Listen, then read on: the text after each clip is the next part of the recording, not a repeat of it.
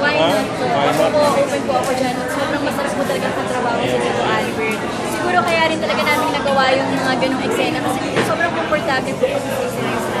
Parang hinayaan din po niya ako na kilala ko siya, hinayaan po niya na pagkahit hindi pa mag-take, talaga nagkukwentuhan kami para makilala namin yung isa't isa, para alam namin kung paano kami po-connect. So, ayan.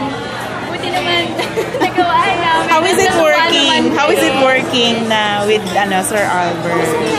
Sobrang marami po ako natutunan sa kanya kasi ang dami niyang advice sa akin. Can you cite can you say one wisdom na natutunan mo sa kanya? Professionalism. Okay. Professionalism.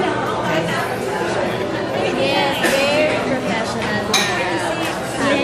How do you feel right now na hindi ka nabakante sa TV? Always present ka for pure love lang. Yes. Grateful po ako. Talaga kanina naiyak na nga ako kasi tinanong din yan sa akin. May luha ka ba?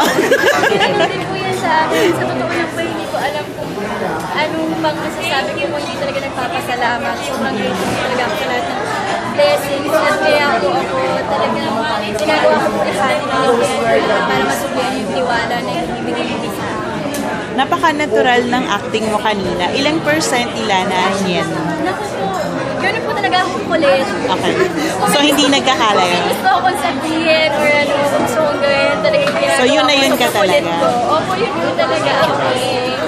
So ano pinagkaiba ni Lena kay Joanne Biernes? Ay, madami. Madami mo. Kasi si Andres, alam na ba natin na may una-una, mother siya, tapos sa may naman nag-focus tayo sa relationship ng magkapatid eh. And very ako doon, conservative ako doon.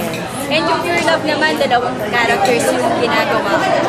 Bubbly and Now. So dito talagang light, bubbly, super positive lang sa buhay, sobrang makulit, immature, pero very sincere. Congratulations. Pinahinggan yung mga serious na scenes po? Yung mga serious na scenes, yung mga intimate scenes, paano siya pinaghandaan? Nag-workshop po kami ni Tito Alfred. Nung first workshop po namin, una ko siya nakita, sobrang nanginginig talaga yung kamay ko. Kasi more than na inisip ko, oh my God, na ito ba yung makaka-eksena ko? Ang mas naisip ko pa, kailangan ko sumabay sa kanya. Kasi syempre, kasi siya sa mga veteran actor dito sa atin. So, kailangan ko siyang sabayan. Kaya po sa workshop, doon na po namin inaral kung paano siya mag-connect, kung paano kailangan gawin. At yun nga po, tulad ng sinabi ko kanina na pagsaset, hinahayaan niyo po ako makilala. Kung siya na nakikipag-tulong sa akin, para po pagdating ng mga scenes na yun, wala nang ilangan. Super komportable na po kami sa isa't isa. Yan, napakaganda ng plot ng kwento nito. Umpisa pa lang. Paano yung mga susunod pa? May pa-promise mo ba sa Madami pa po kayong maaabangan. Madami pa po mangyayari. Umpisa pa lang po yun. Umpisa pa lang talaga yun. Marami pang mga matitinding eksena. Marami pang characters na papasok. Wow. Yes. Before then, nabanggit mo na na-intimidate ka kay Alex Gonzaga, di ba? Yes. Ngayon ba, kayo ka na-intimidate ngayon? Opo, may ganun po ako. Lagi pag meron akong first time na nakaka-work na talagang matagal na sa industriya or veteran actress or actor, meron po akong ano sa sarili ko na pag nakita ko sila, unang-una na sa starstruck ako. Tapos, syempre makaka-eksena ko lang sila. So, una nanginginig po ako. Isa pag-una kong eksena, nalilimutan ko po yung lines ko. Pero mga sumusunod na po na sumusunod na taping na, hindi na po. Na-intimidate ka ba kay Albert Martinez? First workshop game pa lang na nanginginig na yung kamay ko, sobrang lamig. Paano mo naman yun na-overcome?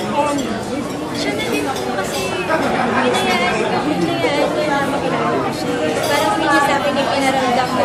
Siya si Albert Martinez na veteran actor na sobrang approachable, sobrang down to earth po. Lagi tinuturuan pa nga niya ako magluto. Wow! Si JM naman. Ano yung mga na-discover mo sa kanya as an actor? Si JM, actor talaga. Pagdating din ang setting character yan. At saka pag mag-eksena, tingin pa lang yan sa mata, makakahugot ka na ng emosyon. So hindi siya mahirap na trabaho. Si JM, tahimik lang din, minsan may sariling buhay. Pero pag ano, makulit, lagi niya ginaganon yung tenga ko. Kanino ka na mas komportableng ka-eksena? Si Albert o si JM? Mas marami na kasi kami yung nakuha na ni Tito Albert.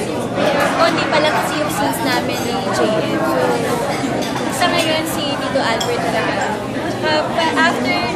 after ng mga taping niya, so we're naging close din talaga. Ito ba yung start na paggawa mo yung mga